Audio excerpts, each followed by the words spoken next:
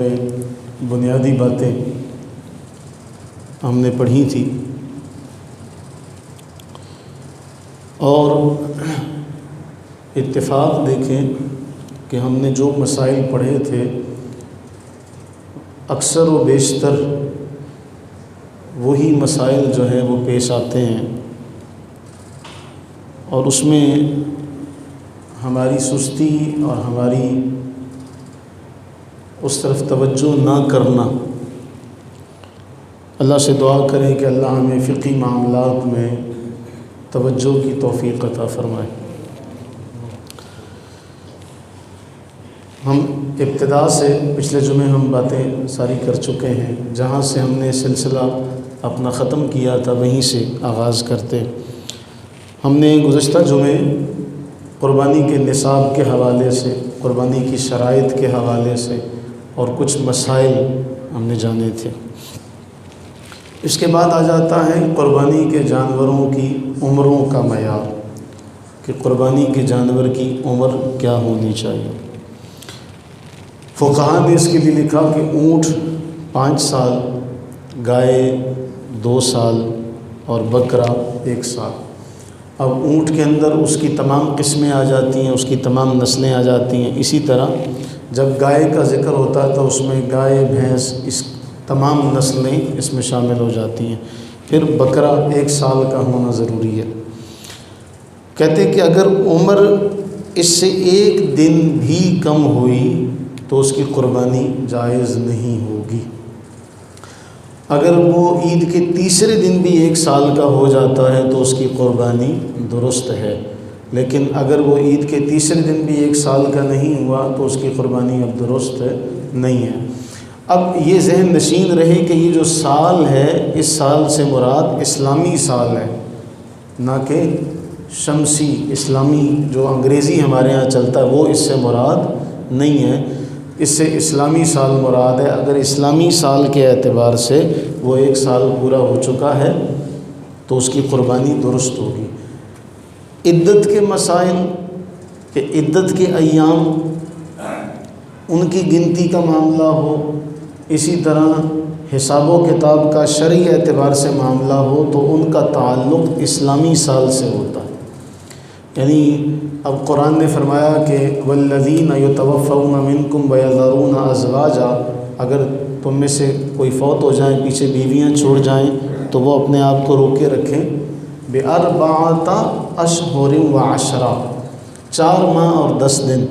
اب وہ جو 4 ماہ اور 10 دن روکنا ہے وہ 4 ماہ اسلامی ہوں گے، عربی جو ہمارے ہاں مشہور ہیں وہ مراد ہوں گے، اور 10 دن بھی اسی میں کاؤنٹ ہوں گے۔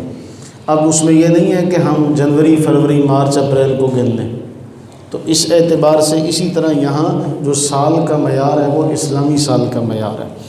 پھر اب اس میں اگلا مسئلہ یہ ہے کہ بڑے جانور میں کم سے کم آپ جو معاملہ ہے ایک شخص بھی اسے قربان کر سکتا ہے، لیکن اس کے اندر شریعت نے جو اصول بیان کر دیا کہ اس کے اندر 7 قربانیاں ہو سکتی ہیں، 7 حصے ہو سکتے ہیں۔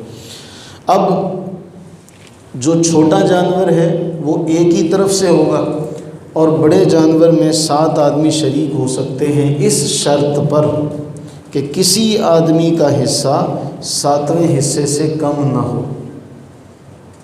کسی آدمی کا حصہ 7ویں حصے سے کم نہ ہو۔ مثلا یہ نہیں ہو سکتا کہ ہم اسے کہیں جی آدھا حصہ تو لے لیں، ایسا نہیں ہوگا۔ کسی بھی، یعنی اگر اس میں 7 حصے دار ہیں تو وہ برابر برابر کے حصے دار ہوں گے۔ یہ نہیں ہو سکتا کہ 6.5 کوئی لے لے یا 5.5 کوئی لے لے تو 1.5 کوئی لے لے گا، اس طرح معاملہ نہیں ہوگا۔ یعنی قربانیاں 7 ہی ہوں گی، حصے بھی 7 ہی ہوں گے۔ وہ 1 آدمی کر لے، وہ 2 آدمی مل کے کر لیں، لیکن قربانیاں اس میں کتنی ہوں گی؟ 7 ہوں گی۔ وہ 3 آدمی بھی مل کر سکتے ہیں، 3 آدمی مل کر کریں، ایک 2 حصے رکھ لے، دوسرا 3 حصے رکھ لے، پھر ایک کو شریک کر لیں، اس طرح بھی وہ جائز ہے، اس طرح بھی ہو سکتا ہے۔ اب اس بڑے جانور میں عقیقہ بھی ہو سکتا ہے، ایک بات۔ دوسری بات، اگر اس میں کوئی گوشت کی نیت سے شریک ہوتا ہے کہ جی مجھے گوشت مل جائے گا، تو یہ طریقہ کار درست نہیں ہوگا، کیونکہ گوشت کا حصول نہیں ہے بلکہ قربانی قرب سے ہے، اور اس کا معنی ہے اللہ تعالیٰ کا قرب حاصل کرنا۔ اب اگلا مسئلہ اس میں آ جاتا ہے کہ گائے اور اونٹ کی قربانی میں کتنے لوگ شریک ہو سکتے ہیں۔ اس میں بڑی اہم بات ہے یہ، بعض روایات میں ہمیں یہ ملتا ہے کہ اونٹ کی قربانی میں رسول اللہ صلی اللہ علیہ وسلم نے 10 حصے دار شامل کیے تھے، لیکن جو روایت احناف نے بیان کی وہ صحیح مسلم کی روایت ہے۔ حضرت جابر بن عبداللہ رضی اللہ تعالی عنہ بیان کرتے ہیں کہ حدیبیہ کے مقام پر ہم نے اونٹ اور گائے ان دونوں کو، فرماتے ہیں کہ نحرنا مع رسول اللہ صلی اللہ علیہ وسلم عام الحدیبیہ البدنۃ عن 7 والبقرۃ عن 7، کہ ہم نے اونٹ کو بھی اور گائے کو بھی 7 آدمیوں کی طرف سے قربان کیا۔ کتنی طرف سے قربان کیا؟ 7 آدمیوں کی طرف سے۔ اب یہ روایت صحیح مسلم میں بھی ہے اور اس کے بعد سنن ابن ماجہ میں بھی ہے کہ جو آخری معاملہ فقہائے احناف نے ذکر کیا وہ یہ ہے کہ وہ ابتدا میں جب اس طرح کا معاملہ ہوگا تو آپ علیہ الصلوۃ والتسلیم نے یہ اجازت دی، رخصت دی کہ اونٹ میں 10 حصے دار شریک ہو جائیں، لیکن پھر حدیبیہ کے موقع پر حضرت جابر رضی اللہ عنہ کی روایت سے جو مسئلہ معلوم ہوا وہ کیا معلوم ہوا کہ جس طرح گائے میں 7 ہے اسی طرح اونٹ میں بھی 7 ہے۔ اب جب اس میں حصے 7 ہیں تو پھر اس میں عقیقہ بھی اس میں بڑے جانور میں کیا جا سکتا ہے۔ میں اس کی دلیل انشاءاللہ آخر میں پیش کروں گا۔ اب ایک معاملہ یہ پیش آ جاتا ہے کہ ایک جانور قربانی کے لیے ایک شخص نے خرید لیا، قربانی کے آغاز میں، ذو الحجہ کے آغاز میں اس نے خریدا۔ اب اسے معلوم ہوا کہ جی فلاں جگہ جو جانور مل رہا ہے وہ میرے جانور سے اچھا ہے، تو ایک جانور قربانی کے لیے خریدا، اگر اس کے بدلے دوسرا دینا چاہے تو جائز ہے، دوسرا دینا چاہے تو جائز ہے، لیکن یہ لحاظ رکھا جائے گا کہ پہلے اگر اس نے کسی قیمت کا خرید رکھا ہے تو اب جب دوبارہ خریدے تو اس سے کم قیمت کا نہ ہو، کم از کم اسی قیمت کا ہو، اور اگر اس سے کم قیمت کا اس نے خرید لیا، ایک شخص نے بکرا خریدا ہوا تھا، اب اس نے ایک اور بکرا جو تھا اسے پسند کر لیا اور اس نے اس بکرے کو خریدا جتنے میں پہلا خریدا تھا اس سے کم میں خریدا، تو اب فقہا فرماتے ہیں کہ اب زائد رقم جو ہوگی اسے اپنے پاس نہیں رکھ سکتا، اسے صدقہ کر دیا جائے گا۔ لیکن اگر اس سے زائد خرید لیتا ہے تو اس کے لیے بہت اچھی بات ہے، بہتر ہے۔ اسی طرح ایک اور مسئلہ یہ بھی ہے کہ اگر کوئی دودھ دینے والا، کوئی مادہ اگر کسی نے خرید کر لایا اور وہ دودھ دے رہی ہے تو جو قربانی کے لیے جانور خاص کر دیا جائے اس سے فائدہ اٹھایا نہیں جا سکتا، اس سے فائدہ نہیں اٹھایا جا سکتا۔ وہ کیا کرے گا؟ وہ جو بھی اس سے دودھ وغیرہ دوہے گا اس کو صدقہ کیا جائے گا، اس کو کیا کیا جائے گا؟ صدقہ کیا جائے گا۔ اب اس کے بعد آ جاتے ہیں کہ قربانی کے لیے کون کون سے جانور ہیں جن کے عیب کو نبی صلی اللہ علیہ وسلم نے عیب ذکر کیا کہ یہ جانور جو ہیں ان کی قربانی نہیں ہو سکتی۔ اور اس میں کمال کا ادب آپ دیکھیے گا، اس روایت کو بیان کرنے والے ہیں براء بن عازب رضی اللہ تعالیٰ عنہ۔ براء بن عازب کہتے ہیں جب وہ لوگوں کے سامنے بیان کرنے لگے نا اس روایت کو تو لوگوں سے کہنے لگے کہ رسول اللہ علیہ السلام نے جب یہ بیان کیا تھا تو آپ نے ایسے انگلیوں پر گنا تھا، میری انگلیاں تو ان کی جیسی نہیں، میری انگلیاں کہاں ان کے جیسی۔ پھر فرمایا کہ رسول اللہ علیہ الصلوۃ والتسلیم نے فرمایا 4 جانور ایسے ہیں لا تجزئ فی الاضاحی، جن کی قربانی نہیں ہو سکتی، جن کی قربانی نمبر 1 العورہ، اندھا، کون سا؟ اندھا۔ البین عورہا، جس کا اندھا پن ظاہر ہو، جس کا اندھا پن بالکل پتہ چل رہا ہو کہ یہ اندھا ہے، اس کا اندھا پن ظاہر ہے، اس کی بھی قربانی فرمایا لا تجزئ، وہ قربانی میں نہیں لگ سکتا۔ دوسرا والمریضۃ البین مرضھا، ایسا بیمار جس کی بیماری ظاہر ہو، جس کی بیماری ظاہر ہو۔ تیسرا والعرجاء البین ضلعھا، ایسا لنگڑا کہ اس کا لنگڑا پن ظاہر ہو رہا ہو، اس سے چلا ہی نہ جاتا ہو، اس سے چلا ہی نہ جاتا ہو۔ اب اس میں ایک وہ جانور ہے آپ خرید کے لائے، ظاہر سی بات ہے منڈیوں سے خریدے جاتے ہیں، لوگوں نے اپنے پاس رکھے ہوتے ہیں، بعض اوقات جانور گھبرا جاتا ہے، شرارتی ہوتا ہے، مجمع کو دیکھ کر اس کے اوسان خطا ہو جاتے ہیں۔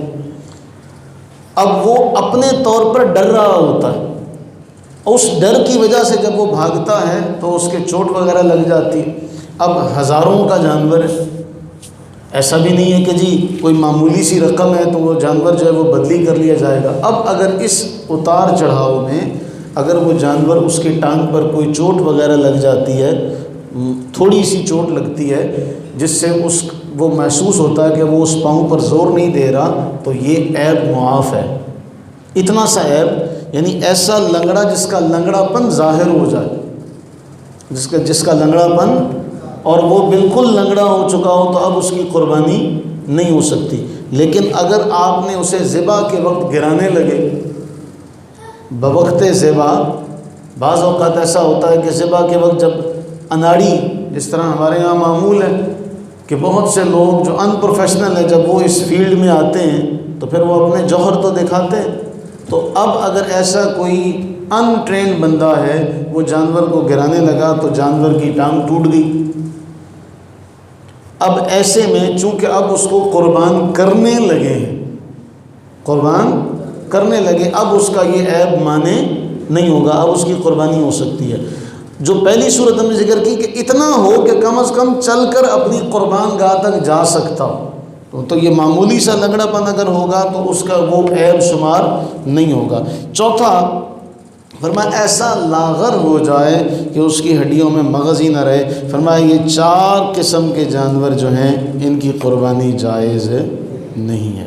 اب ہمارے یہاں آج کل ایسا بھی ہو رہا ہے، میں نے کل دیکھا کہ وہ پچھلے جمعے بھی مسئلہ یہ بیان ہوتے ہوتے رہ گیا کہ اب جانور جو ہیں وہ تول کر بیچے جا رہے ہیں، تول کر بیچے جا رہے ہیں۔ تو اس میں اب چونکہ زمانہ نیا آ چکا ہے، اس میں یہ معاملہ چل رہے ہیں اس قسم کے، تو فقہاء نے یہ فرمایا ہے کہ موجودہ دور میں اگر کوئی وزن کر کے اس کو بیچتا تب بھی جائز ہے، کیونکہ مقصد تو ہے اعلیٰ اور فربا، حسین قیمتی جانور خریدنا، چونکہ اللہ کے راستے میں دینا، اس لیے یہ بھی جائز ہے۔ اب اس میں دوسرا مسئلہ پتہ ہے کیا ہو رہا ہے؟ اس میں جو قباحت کا پہلو سامنے آ رہا ہے، وہ قباحت کا پہلو یہ سامنے آ رہا ہے کہ جہاں اجتماعی قربانیاں ہو رہی ہیں تو اجتماعی قربانیوں میں وہ اوپر رقم لکھتے ہیں اور نیچے بریکٹ میں وزن بھی لکھ رہے ہیں ساتھ میں کہ جی اتنا جو حصہ ہے فی کس حصہ اتنا ہے، تو نیچے وہ بریکٹ میں گوشت بھی لکھ دیں کہ اتنا گوشت ہم دیں گے۔ اب اس میں پھر جو دوڑ چل رہی ہے پھر وہ بڑی خطرناک ہے۔ یہ چیزیں بظاہر تو ہمیں خوشنما نظر آ رہی ہیں، لیکن یہ چیزیں پھر آئندہ جو ہے جا کے پھر کسی نہ کسی موڑ پر ایک بہت معاملے کا آغاز کر سکتی ہیں۔ دعا کریں ہمارے ہاں یہ معاملہ خالصتاً مفادات سے ہٹ کر اس کو ہم سر انجام دے سکیں، کہ ہمارے یہاں بھی مفاد ہے۔ میں آخر میں اس کے حوالے سے ایک بات کروں گا۔ اب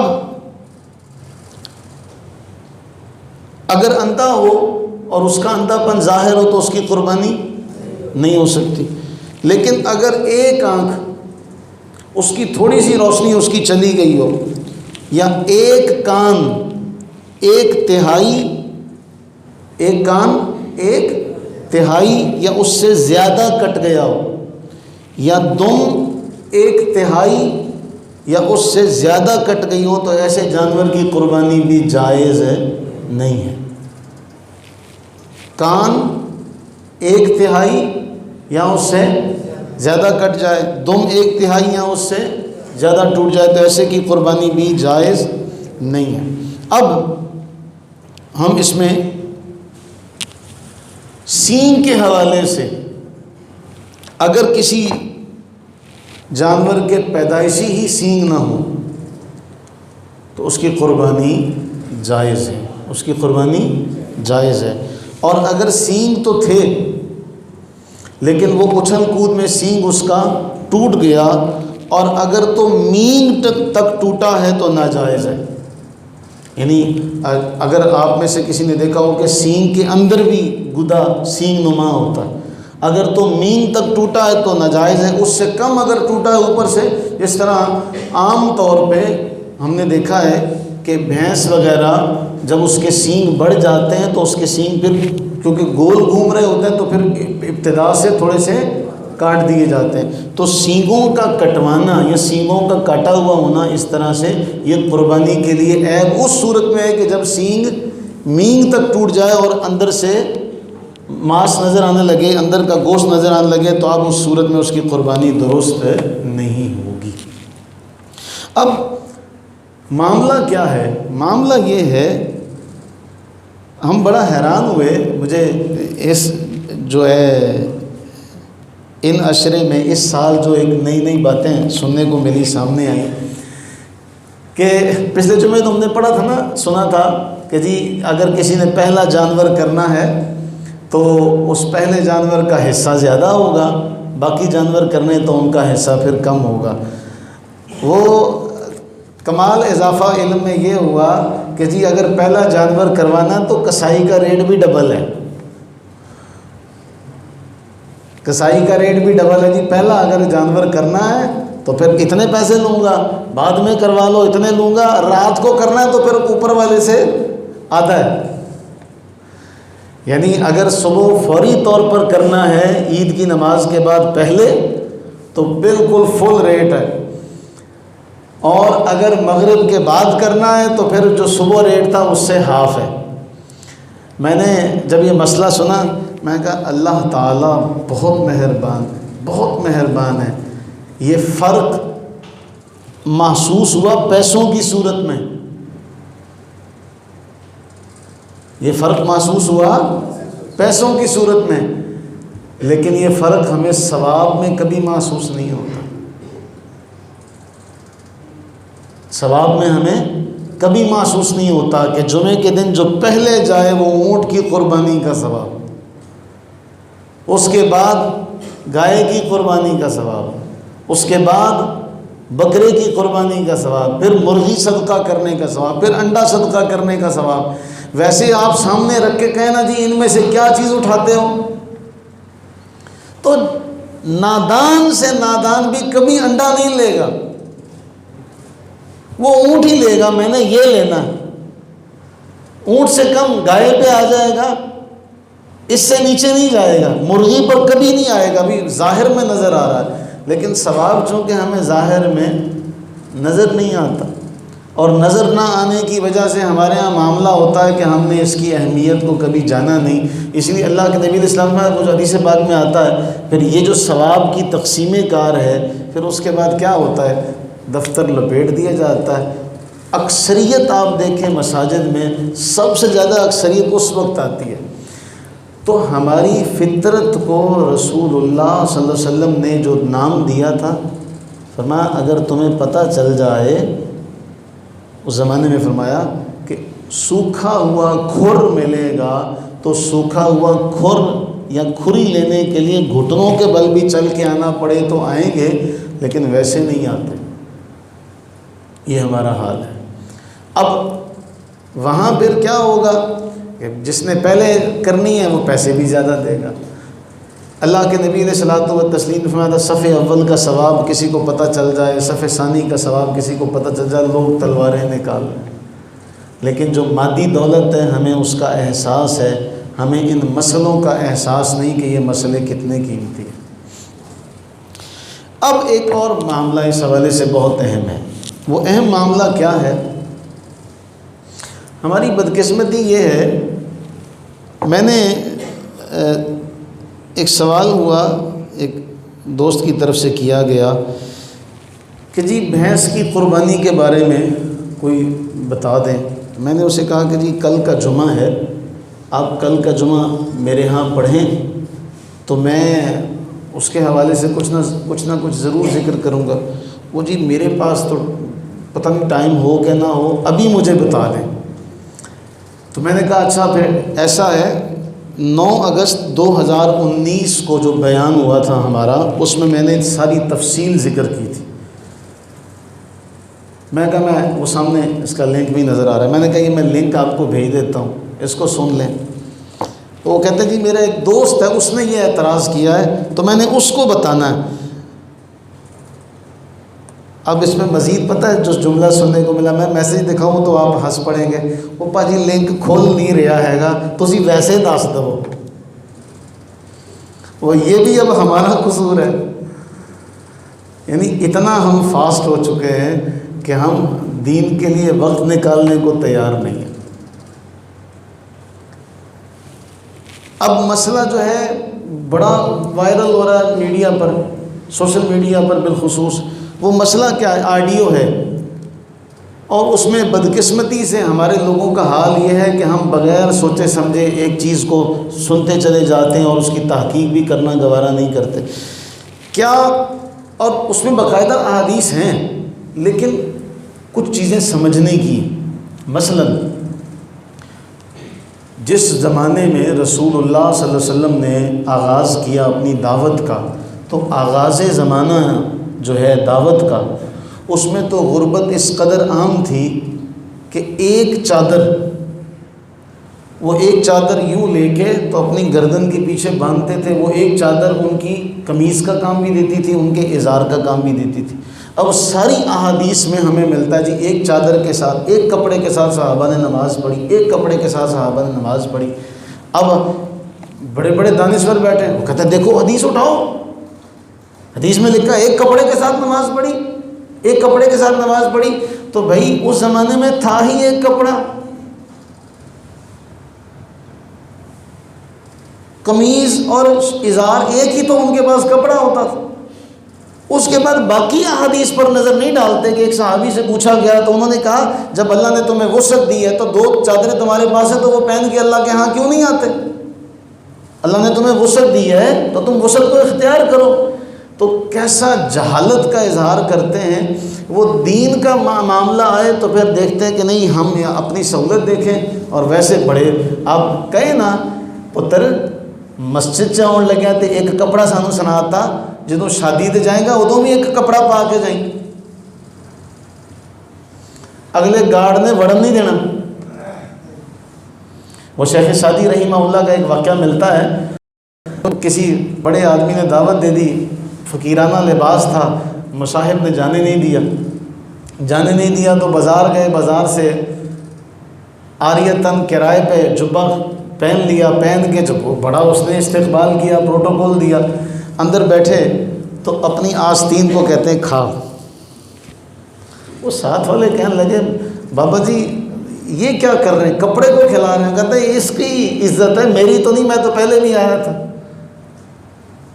تو اگر آپ کو دین کے معاملے میں یہ نظر آتا جی ایک کپڑے میں نماز پڑھی ہے، بنیاد میں نماز ہو جاتی ہے، تو بنیاد میں حال میں بھی جایا کرو نا، شادی خانے بھی جایا کرو، وہاں تو آپ کہتے ہیں نہیں میں نے ون سمنے کپڑے پہننے ہیں، نئے شوز پہن کے جانے، میں نے یہ بارات میں نے پہنا تھا، اب میں ولیمے میں نہیں پہن کے جاؤں گا۔ دین کے معاملے میں پتہ نہیں ہم کیوں اس قدر جہالت کا اظہار کرتے ہیں۔ اب جس زمانے میں اس طرح کے حالات تھے، اس زمانے میں رسول اللہ علیہ الصلوۃ والتسلیم سے یہ بات ملتی ہے کہ آپ نے فرمایا ایک قربانی کر لو، سارے گھر والوں کی طرف سے ہو جائے گی۔ جب بھی ہم دیکھیں گے کسی بات کو تو اس زمانے کے بھی احوال کو جانا جائے گا نا۔ اب اللہ کے نبی علیہ السلام نے کس زمانے میں یہ فرمایا؟ جس زمانے میں کشادگی نہیں تھی، میں ایک آدمی کر لے اس کے سارے گھر والوں کی طرف سے قربانی ہر گھر کے فرد کو قربانی کرنے کی ضرورت نہیں ہے۔ کیا آج بھی اسی طرح کا دور ہے؟ آج تو اس طرح کا دور نہیں ہے جب اس میں جب جب اللہ کے نبی علیہ السلام کو وسعت ملی، کشادگی سے اللہ نے نوازا، تو اللہ کے نبی علیہ السلام نے 100 اونٹوں کی قربانی کی تھی۔ کتنے کی تھی؟ 100 اونٹوں کی۔ تو آپ کا خود کا عمل جب اللہ نے وسعت دی تو آپ نے 100 کی۔ اب ہم اس چیز کو نہیں سمجھتے، ہمیں وہ پہلے والی حدیث نظر آتی ہے اور اس میں بڑا حیران ہوں، وہ کلپ سن کے، آڈیو کلپ، اللہ انہیں ہدایت دے اور اللہ سننے والوں کو بھی ہدایت دے۔ اس میں وہ بڑا ایک نقطہ اپنے طور سے اٹھا رہے تھی، یہ قربانی کے لیے کوئی نصاب ضروری نہیں ہے، قربانی کے لیے کوئی نصاب ہے ضروری نہیں، یہ تو محبت کی بات ہے، اگر اللہ نے آپ کو توفیق دی ہے تو کر لیں۔ یہ نصاب وصاب مولویوں نے اپنی طرف سے بنایا ہوا ہے، اللہ کے نبی علیہ السلام تو صاحب نصاب تھے ہی نہیں، لیکن قربانی آپ نے ہر سال کی تھی۔ بھئی اللہ کے بندو، اللہ تمہیں عقل و ہدایت سے نوازے، پھر حج کے بارے کیا کرو گے؟ حج کے بارے تو آپ یہ کہتے ہیں کہ جس پر جو استطاعت رکھتا ہو حج وہ کرے گا، تو پھر رسول اللہ علیہ السلام حج کے لیے صاحب حیثیت تھے، استطاعت رکھتے تھے؟ اگر آپ قربانی کے لیے رسول اللہ علیہ الصلوۃ والتسلیم کا احوال بیان کرتے ہیں، جی آپ دیکھیں اس قدر معاملات ہیں، اس قدر معاملات ہیں، یہ اپنی طرف سے بنایا ہوا ہے، تو حج کے بارے میں بھی پھر آپ یہی بات کریں۔ وہاں تو قرآن بیان کر رہا ہے وَلِلَّهِ عَلَى النَّاسِ حِجُّ الْبَيْتِ مَنِ اسْتَطَاعَ إِلَيْهِ سَبِيلًا، کہ وہ جائے گا جو استطاعت رکھتا ہو۔ اب استطاعت کی بات آئے تو رسول اللہ علیہ السلام کے گھر میں تو 2-2 3-3 ماہ چولہا نہیں جلتا تھا، حج کے لیے آپ گئے کہ نہیں گئے؟ تو یہ معاملہ ہمیں نہیں سمجھ میں آتا، اس لیے جو صاحب نصاب، اور اس میں نے جو روایت آپ کے سامنے رکھی تھی گزشتہ جمعے، میں دوبارہ اس روایت کو رکھتا ہوں کہ اللہ کے نبی علیہ الصلوۃ والتسلیم سے جو روایت بیان ہوئی، فرمایا من کان لہو سعۃ، جو وسعت رکھتا ہے، جو وسعت رکھتا ہے، وہ قربانی نہ کرتا، اپنے وسعت کے باوجود قربانی نہ کرے، تو پھر وہ ہماری عیدگاہ میں نہ ہے۔ گزشتہ جمعہ ہم نے یہ روایت پڑھی ہے، اور اس کی تشریح میں لکھا گیا کہ کانت عندہ قدرت، کہ وہ مسلمان جو قدرت رکھتا ہو کہ وہ قربانی کر سکتا ہو، لیکن لم یفعل، اور وہ پھر بھی قربانی نہ کرے، تو پھر اسے یہ حق حاصل نہیں ہے کہ وہ ہماری عیدگاہ کے قریب بھی پھٹکے۔ تو بتائیے اب اللہ کے نبی علیہ الصلوۃ والتسلیم کا یہ جملہ کیا بیان کر رہا ہے؟ جس کو وسعت ہو، جو صاحب نصاب ہو، جو وسعت رکھتا ہو، وہ نہ کرے تو وہ ہماری عیدگاہ کے نزدیک بھی نہ ہے۔ تو ہمارے نزدیک یہی ہے کہ سارے گھر والوں کی طرف سے قربانی کافی نہیں ہوگی۔ اگر گھر میں 2 صاحب نصاب ہیں، 3 صاحب نصاب ہیں، 4 صاحب نصاب ہیں، تو سب کی طرف سے اپنی اپنی قربانی کرنا ضروری ہے، سب کی طرف سے اپنی اپنی قربانی کرنا ضروری ہے۔ اس لیے کہ ایسا نہیں ہو سکتا کہ جی ایک آدمی کرے تو سب کی طرف سے ہو جائے۔ احناف کے نزدیک اس طرح کرنا درست نہیں ہے، اور امام اعظم ابو حنیفہ رحمہ اللہ نے اس کی دلیل بھی دی ہے۔ امام اعظم ابو حنیفہ نے اس کی دلیل دی، فقہائے احناف نے اس کی کیا دلیل دی، میں وہ آپ کے سامنے ذکر کرتا ہوں۔ وہ یہ کرتے ہیں کہ جو صاحب نصاب ہے، جو صاحب نصاب ہے، وہ اپنی طرف سے قربانی ادا کرے گا، اس کی قربانی ہو جائے گی۔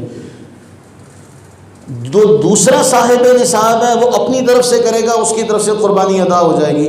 اب آپ جو یہ دلیل دیتے ہیں کہ جی ایک بکرا یا ایک بکری سب گھر والوں کی طرف سے ہے، چاہے گھر کے 5 افراد ہیں، 6 افراد ہیں، سب کی طرف سے ہو جائے گی، فقہائے احناف کہتے ہیں اگر آپ کی یہ بات مان لی جائے کہ ایک جانور سب گھر والوں کی طرف سے کافی ہے، تو پھر اگر بڑے جانور میں 7 کے بجائے 8 افراد شریک ہو جائیں تو پھر قربانی وہاں بھی ہونی چاہیے، وہاں بھی قربانی۔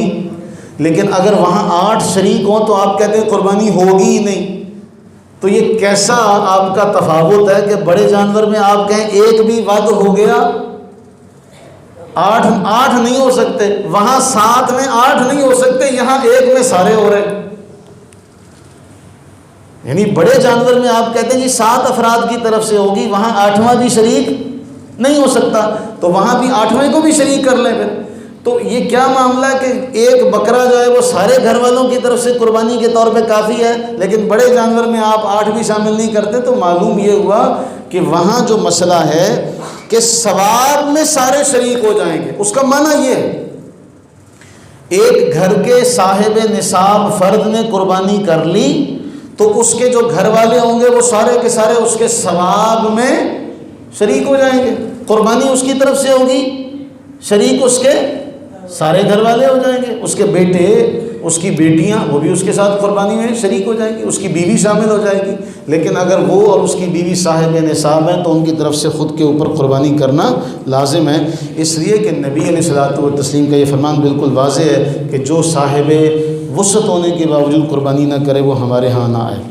لہٰذا یہ معاملہ کہ جی ایک قربانی سارے گھر والوں کی طرف سے کافی ہے، یہ درست نہیں ہے۔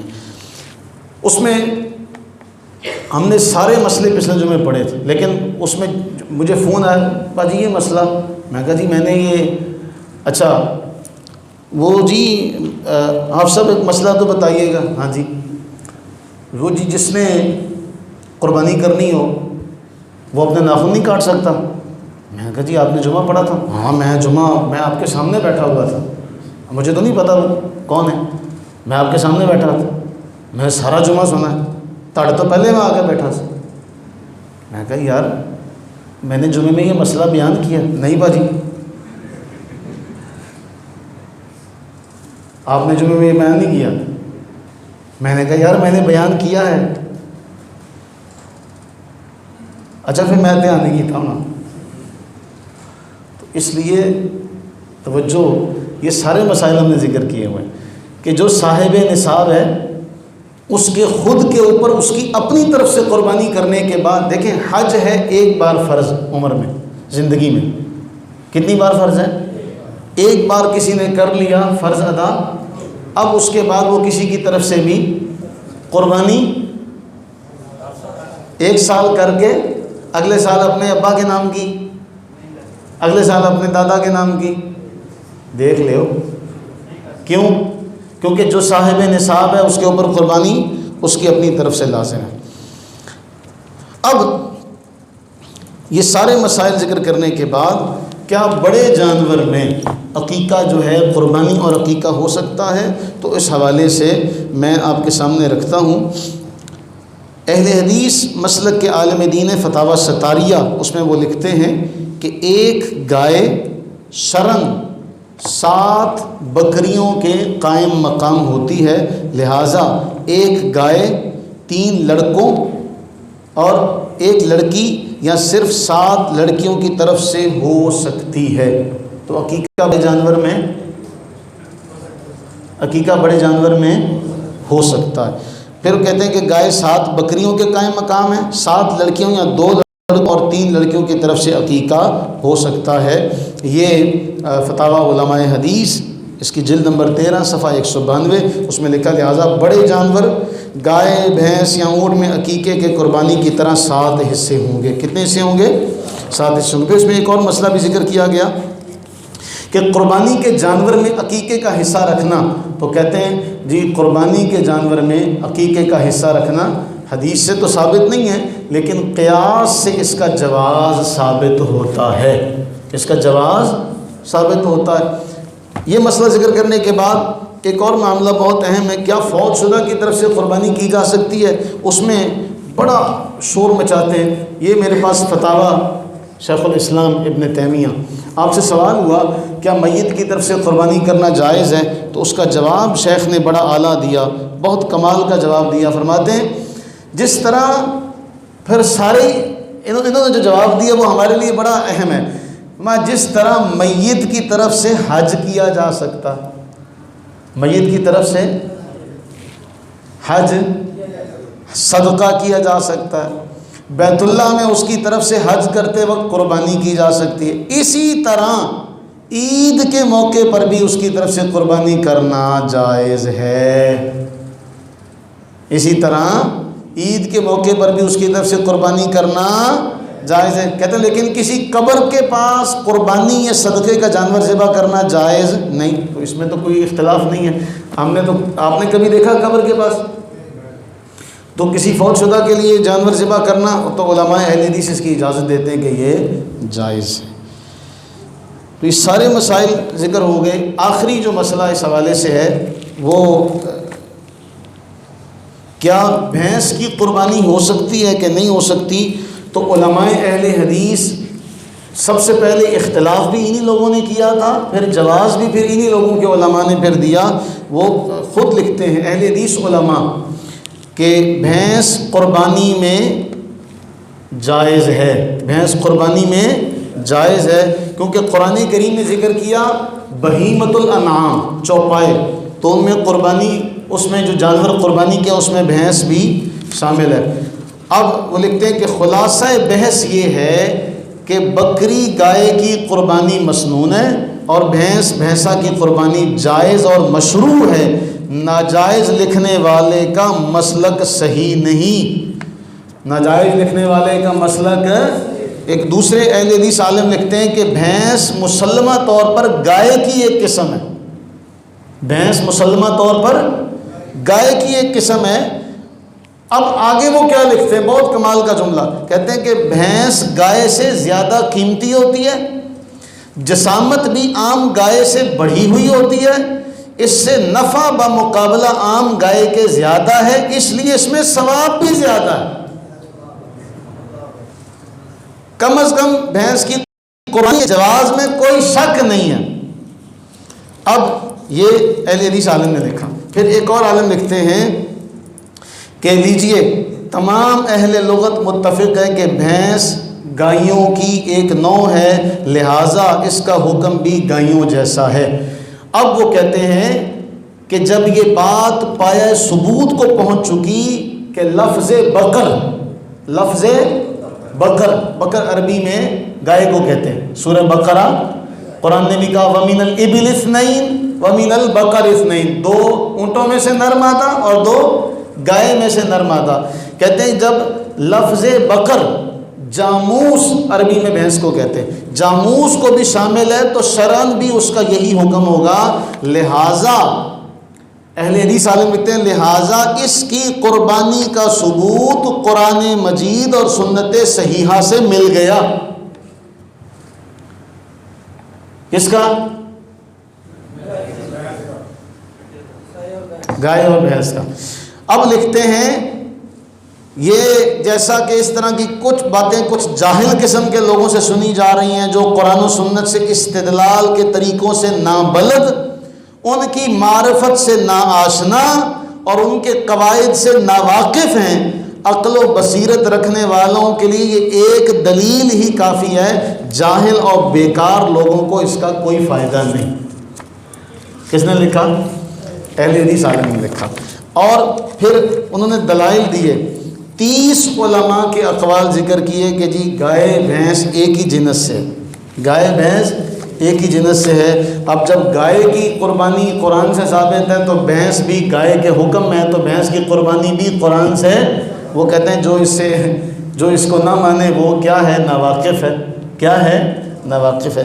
تو یہ جو معاملات ہیں، ان معاملات میں ضرورت ہوتی ہے کہ ہم ان معاملات کو جانیں سمجھیں، تب یہ چیزیں سمجھ میں آتی ہیں۔